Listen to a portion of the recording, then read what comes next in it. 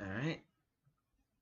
I probably should have adjusted the camera before I started, but at any rate, some of you may be watching this video and you're wondering why am I doing a video today instead of last night when I normally do review videos? And the answer is actually pretty simple. I've been pretty busy with the end of the semester winding down and finals, and I actually had work last night and I didn't get home until almost midnight, so I didn't really. Well, actually, it was almost 11, but still, I didn't really have time to do a review at night, and I was pretty hungry. I was kind of tired. And I knew I had a final that I took this morning that I was so worried about yesterday. And enough of that. This is not me complaining about life sucks. Oh, I have so many classes. Oh, I have so many finals. That's what Joseph Gouda is good at, not me. Um, anyways, so this week I'm going to review a 80s classic that I know that a good friend of mine, Molly Ferguson, is a huge fan of, Lost Boys. And uh, it's kind of hard for me to talk about this movie because there's actually a fair amount to talk about. The first thing I want to say is that I feel like the theming and the idea of these biker 80s gang vampires that kind of look like they're from, Iron Maiden or Bon Jovi or one of the other hard rock heavy metal bands of the 80s.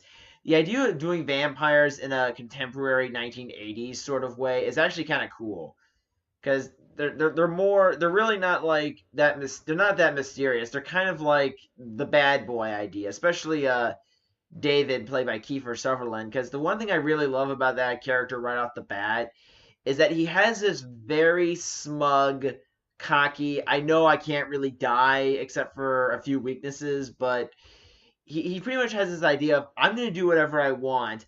I'm pretty much immortal, so you can throw me in jail all you want. I'm not going to die. I don't care. So he very much has this I'm kind of invincible, so I don't really give a damn if people don't like me or not.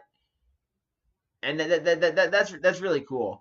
And the plot is that Diane Wiest and her two kids, played by Corey Haim and Jason Patrick, are moving to I think it's Santa Carla.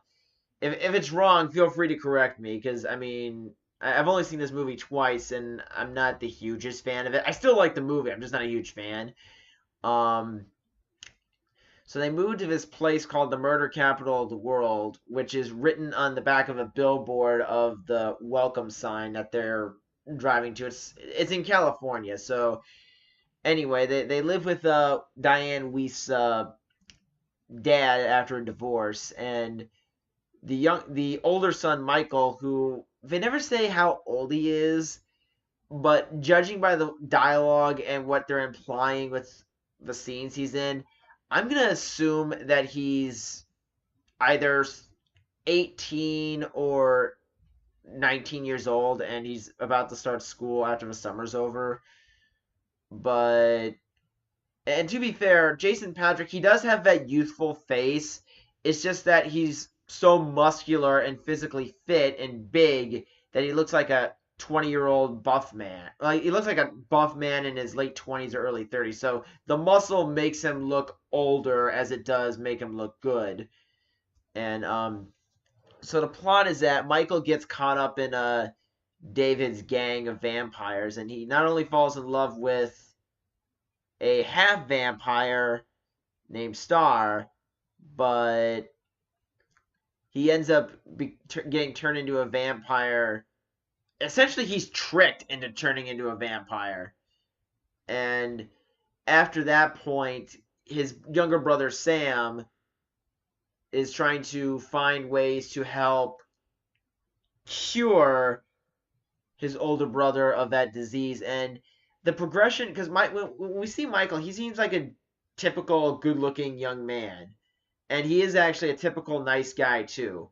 He's kind of the fantasy guy. He looks good. He's buff. He's a nice person. What more do you want, ladies? Well, what more do you want if you're looking for the bare minimum?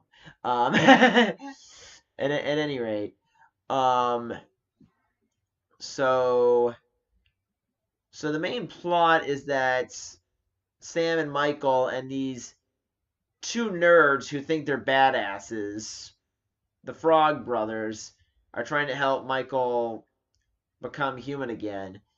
Meanwhile, their mother, played by Dan Weiss, is trying to have a normal life after the divorce, which is kind of funny because that's kind of one of my.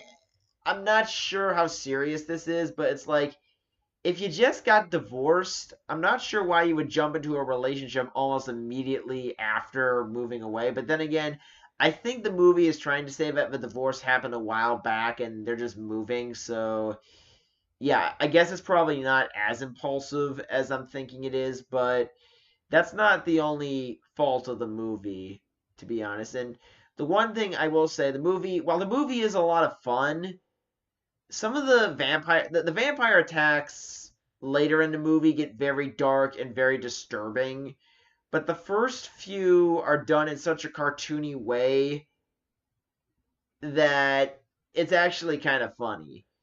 And the movie is meant to be a comedy, so I think those scenes might have been intentionally funny, but if they but to me I think they were trying to be serious scenes. So the first two vampire attacks are just to me unintentionally comedic because the first attack is a zoom in on the guy like the camera's about to just bash him in the face because he hates the guy. And then the second vampire attack, it's like the cameraman is on a light pole and is just bungee jumping down to get the shots right for the second vampire scene, which kind of goes with 80s movies horror law, which is if you're doing anything that you shouldn't be doing in the back of a car or with a girl you love, or in this case, you know, that's my imitation of a vampire biting into my neck. I would demonstrate more clearly, but I don't have anyone standing next to me to simulate a vampire bite, unfortunately. Um, but most of the humor in Lost Boys is kind of dark.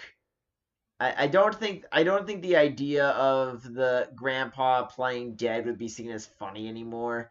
I thought it was funny because I'm a sick bastard, but like he's lying on the porch. You think he's dead, but the mom knows that grandpa has a very morbid sense of humor, so she kind of doesn't fall for it. So, and I think another problem that I have with this movie is that um when at the climactic scene at the very end when the vampires are all defeated except for the one, um before they realize who the head vampire is, because apparently killing the head vampire is going to cure Michael of his condition. And I haven't read up that much on vampire lore, so I'm not sure if this fits with the mythologies or if this is just a unique touch that they added to the movie. Either way, it works fine. So that's a successful aspect of the movie. But my big problem is that when Corey Haim is like, we gotta hide all the vampire bodies before my mom walks in on them, and I'm just kind of thinking for a minute, your mom doesn't really believe you about the whole vampire story. Maybe if you have the actual proof and explain to her what was going on. I know you want to protect your mom and all, but if you're also trying to prove to her that you're not trying to sabotage her life, you might want to show the bodies because I think she might not be trusting you now, but I think if you show the corpses and explain how they got there, I think she'd be a little more willing to believe you. And I think if Michael showed up with the vampire eyes, I think that would have proven the point very clearly. So I kind of feel like that they could have that revealing the truth of what happened at the house probably could have helped things out. And also Michael's character development, it's a little clunky because like I said, he starts off as this nice hunky looking guy. Then after he becomes a vampire, he becomes sort of a rude smartass. But and I get the idea. He drank the blood that belonged to the Kiefer Sutherland vampire, David. So I understand that he's kind of turning into David a little bit, but it just seems like it's way out of nowhere. He just goes from nice guy to douche like that. So it just seems a little sporadic and a little out of place. Or not out of place. It just seems a little out of nowhere. But he does eventually go back to being the nice guy, and ultimately, even though I spent about half this video complaining about flaws of the movie, I will say this: the movie is still very good. The '80s soundtrack is really good.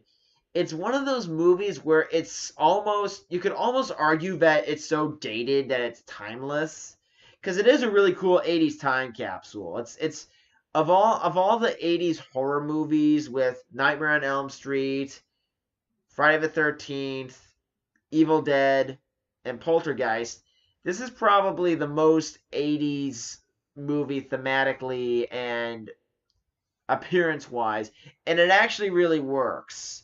And I definitely love the soundtrack, especially the Cry Little Sister theme, which it sounds almost like this very haunting, chilling Latin choir Christian hymn kind of thing.